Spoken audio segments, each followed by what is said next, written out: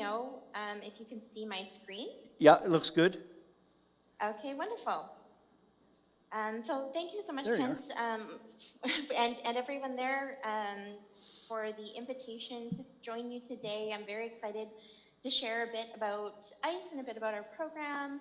First of all, I'd like to just introduce myself. My name is Jessica Tate.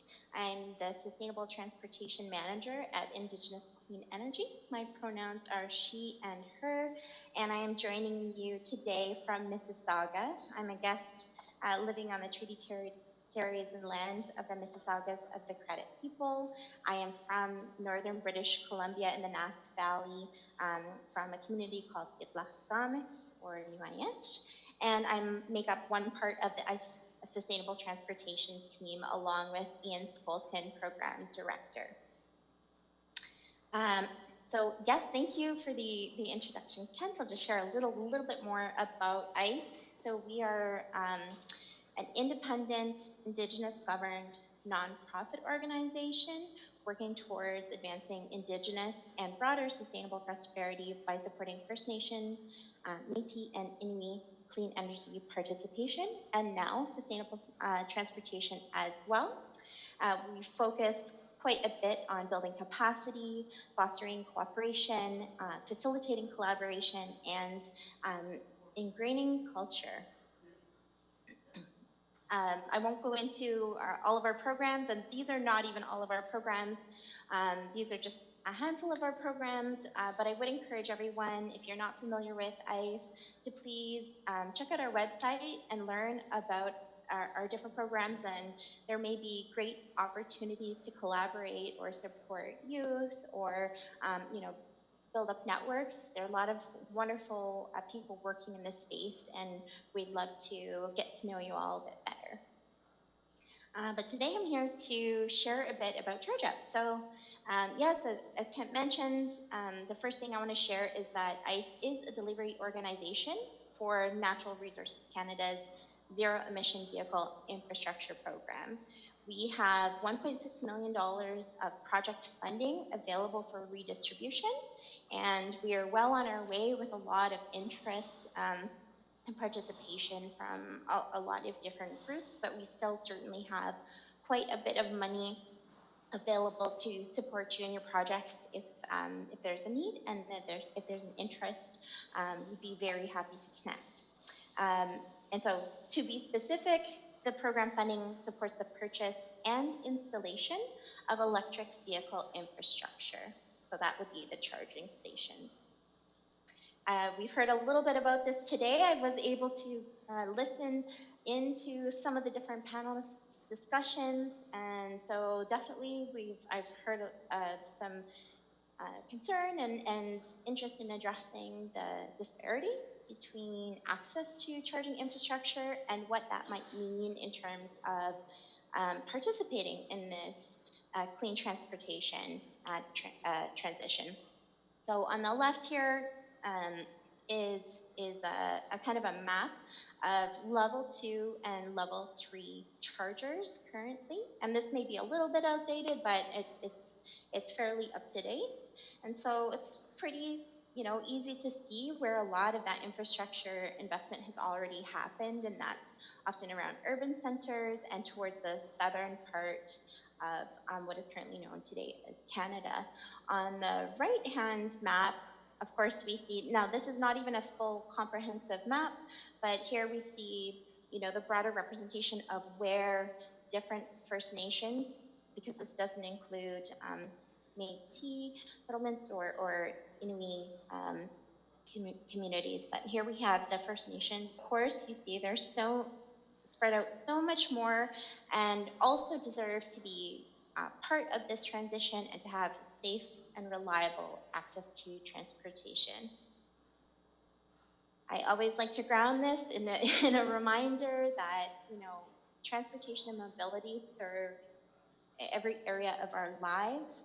And so as we are learning about all of the different kind of goals and strategies set out by the federal government, the provincial and territorial government, as well as industry in terms of transitioning to zero emission vehicles, we don't want groups to be left out, because this being left out, not having safe access to this infrastructure and the ability to participate in this transition will have an impact on all of these different areas of daily life. So who is eligible? Eligible applicants include First Nation, Inuit, and Métis communities and businesses, and this also includes friendship centers.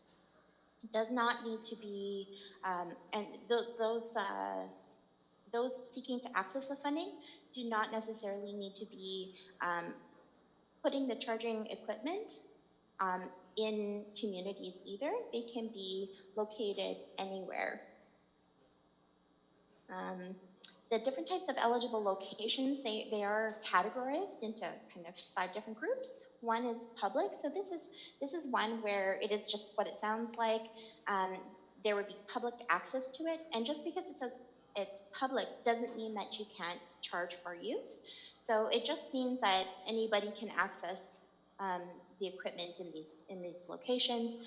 An example would be at a gas station where you have a business currently, perhaps, I know there are a lot of Indigenous owned gas stations, and moving forward, we're seeing a lot more uptake of groups who are also putting in public charging infrastructure for profit as we're transitioning to EVs. The second category is on-street.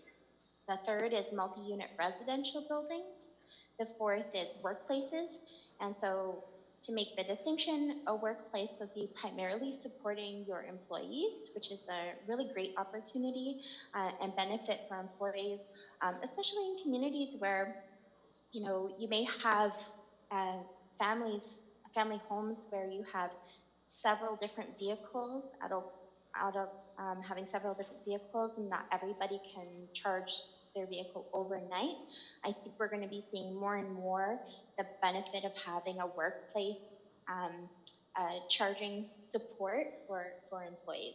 And the last category are light duty fleets. So I know that we have a lot of Indigenous entrepreneurs out there and communities that do have fleets, and so this is another great option. It's not exactly a location, but it's serving a particular need. I'd like to share with you that the program is stackable, although it can be tricky to find other programs that do stack. Like most of the time what I'm finding is that there's a limitation on the other programs, not so much on this program. But one thing I do want to bring, one thing I do want to bring your attention to, because this is something that I've come up against time and time again, is that oftentimes it appears that there's another program that might be stackable, but in fact it has that zero emission vehicle funding, infrastructure program funding embedded in it already. So if you're not sure, I'm always happy to kind of support and do some digging and see if there is a funding stream that will be compatible with ChargeUp. And to share, we have, this is very broad. I'll get into the specifics a little bit more moving forward, but the program does cover up to 75% of project costs, and each project would be just under $100,000 available for funding. So in terms of eligible costs, this would relate to the actual purchase of the equipment, but also, you know, the other pieces that would be needed to get that equipment up and running. It may include rental or leasing costs, licenses, permits. You can include, you know, taxes if you need to pay them, professional services, and environmental assessment costs. In terms of choosing equipment, I would say the majority, it would be fairly difficult to find equipment here that that wouldn't be eligible. I will bring to your attention that we don't dictate who your partners are. So when you're choosing equipment, you're deciding, you have a decision about a lot of the different factors. So you're deciding, you know, oh, I'm on the wrong slide, but that's okay. But you would be ultimately deciding what meets your needs. Um, and we'd like to encourage everyone to consider accessibility, especially when you're thinking about elders. So where you choose to put your charging equipment, make sure that it isn't, you know, in a location where folks can't access it very easily. We need to think about things like this has already been brought up today about network connectivity strength. You know, what are the nearby amenities and activities? This can be, you know, really great also in terms of thinking about the equipment itself as an amenity, where people will come to charge, but perhaps they'll be, you know, eating at a restaurant, they'll be visiting a museum, or a cultural center. Like, there are all kinds of different ways, but consider nearby amenities and activities when you're considering your location for your chargers. Also, grid constraints and reliability. There are a lot of different considerations, and it's important to be asking about what your needs are for the equipment and what your constraints are for your equipment, and be really communicating with the suppliers that you're working with to figure out what's going to serve you best.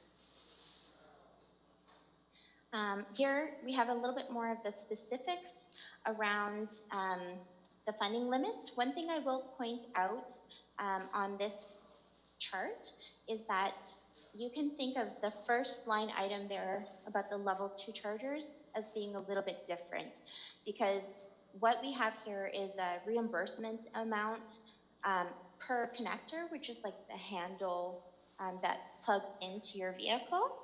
And for the other 3 line items, for the level 3 fast chargers, that those amounts are per station. So even though those fast chargers have 2 handles, the reimbursement amount is per charger, the whole equipment piece. I've already mentioned this, that each project is eligible for up to just under $100,000, but the same applicant does have the ability to apply for multiple projects. It's just important that those projects are distinct. So, for example, if you wanted to put, you know, some level 2 chargers in at a school, that's one project.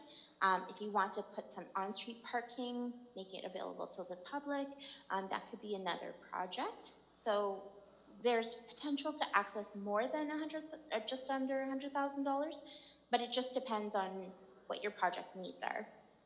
Another consideration when you're planning for your application or considering your project is that the level 2 projects, you know, often can be completed much faster than the level 3 projects. The level 3 projects are quite a bit bigger in terms of scope and scale and project planning. Here's the slide that I thought I was on a little bit earlier. And I will say that one of the requirements of the program is that the chargers must be able to connect to a network. And that will actually serve you better anyways, because you know, in many different communities, you're really wanting to be thinking about how your charging relates to your grid demands, and so, or your peak demands, depending on what kind of electricity situation you have going on. And being able to be network connected means actually being able to manage your outputs and kind of reduce those peaks and reduce costs and even things out and make sure you're taking good care of your grid demands as well. Another thing I'd like to bring your attention to is that if you're putting in a level 3 charger, one of the first steps you want to do is be reaching out to your utilities that you'd be working with, because they will need to be part of that conversation.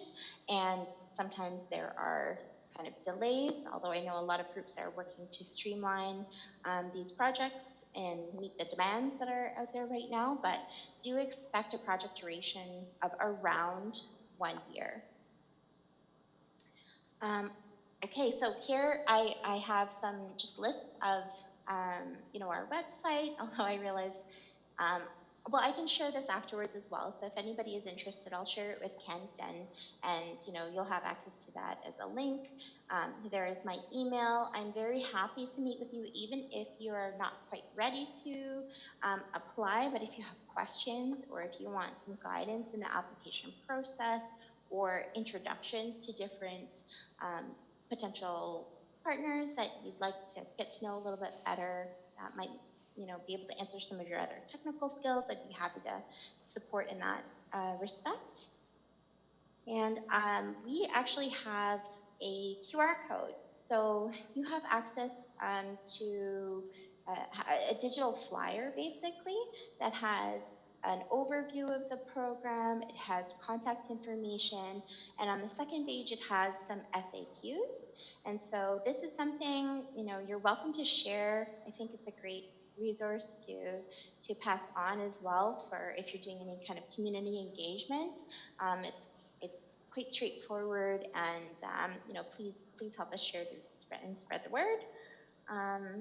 Okay, yeah, I ran through that. I know we don't have a lot of time, but I'll stop there and see if there are any questions. Any questions there for Jessica? I've got the mic. I can bring it to you.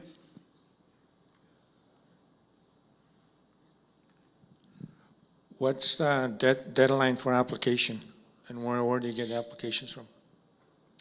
Okay, yeah. So what we've done is we've set up a continuous intake. We are aiming to make this application process as, I'm going to say, as easy as possible. We don't want to make it really fussy with a whole bunch of start and stop dates. So you're welcome to apply now or in a month, or when you're ready. Basically, it'll be when we run out of funds or when the program ends in general. Currently, we have a project end date of October 1st, 2024, but we are, it's not official yet, but I have a good sense that we will be extending that. And so, please don't let that be a barrier to reaching out and considering accessing the funding.